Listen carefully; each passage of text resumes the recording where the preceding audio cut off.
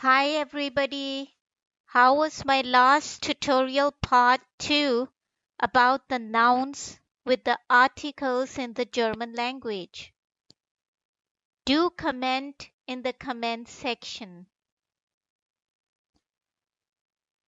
Now before I move on to cover another aspect of negation in the German language, I would like you to have a look again at my tutorial part Introduction to Negation in the German language, and then come back and have a look at this tutorial part. So let's move on.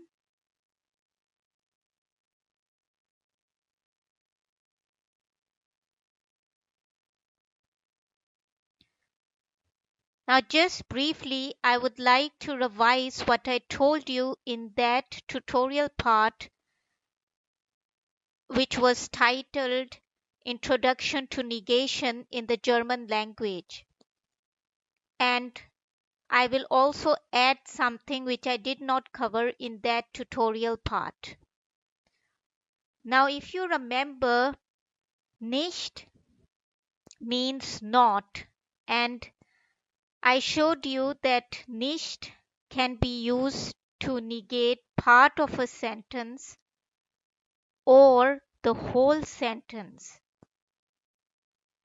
And you can once again see from these examples that the first example shows how nicht negates the whole sentence. Sie arbeitet nicht. She does not work. And then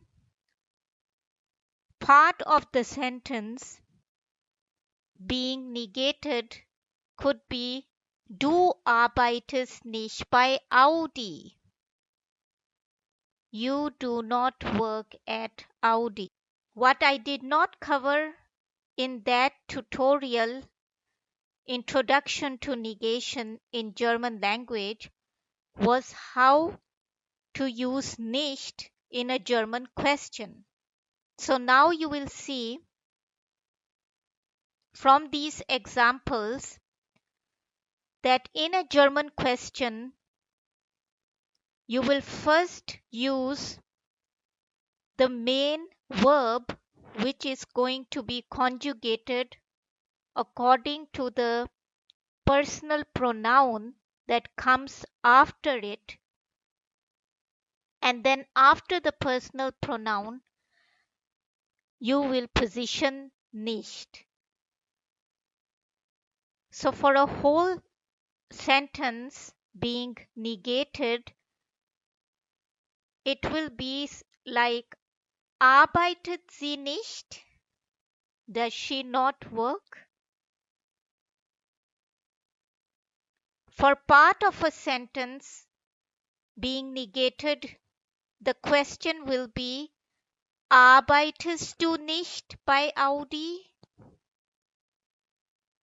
Here nicht is coming after the personal pronoun like in this question, but it also comes before everything else, like in this question before another preposition by and before this company's name. So do note that this is how we position nicht in a question.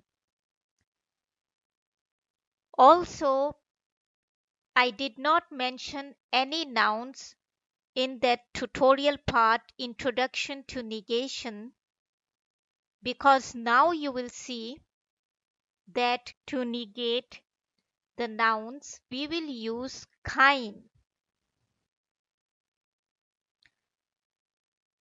Kein in the German language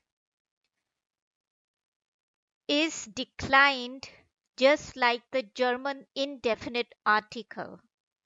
So if you look at this table, you can see that the ending of kein will depend on the gender being talked about.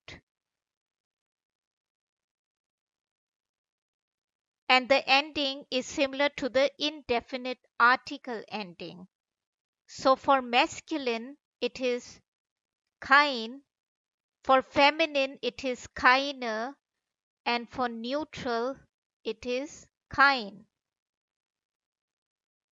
But even though we don't have indefinite articles in the plural form, we do have kain in the plural form, and it will be keine just like the feminine form. Now, kain will be declined, meaning that its ending will depend on the gender of the noun that comes after it, but also on the German cases in which the verbs and the kain appear together. You don't have to worry about the German cases yet, as I will cover these in the later tutorials. But what I mean by kain being declined depending on the gender of the noun, let's have a look at that.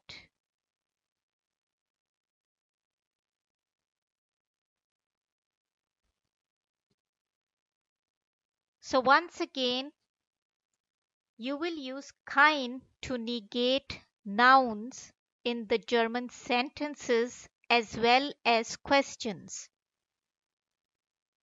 So as you can see from these examples, the first one, ich mache keine Arbeit. I don't do any work.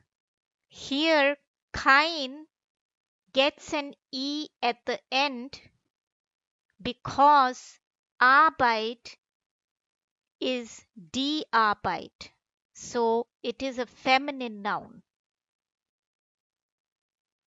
Also in the question, machst du keine Aufgaben? Don't you do any tasks? And note that Aufgabe is singular and it means task, and Aufgaben is the plural, tasks. So here, kein gets the ending of E also because, as you saw from the previous table, kein will become keine in the plural form.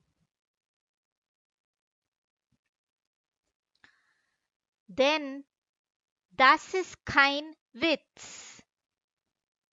Witz is a joke.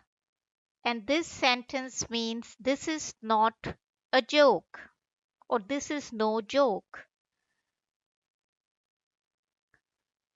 Here, Witz is masculine. Therefore, the kein is declined according to this masculine noun. Now you might wonder that how do we know from this sentence that kein is declined because this noun is masculine? Because in the previous table you saw that we have kein coming also before a neutral noun. So this will come not with memorizing this rule, but with practice. As in later tutorials, you will see how we can show through German sentences and questions whether the noun is masculine, feminine, or neutral. I will also give you some hints as to how to determine the gender of certain German nouns, but that will come in the later tutorials. That was all for today. Do stay updated for part 4 of this tutorial. Thank you.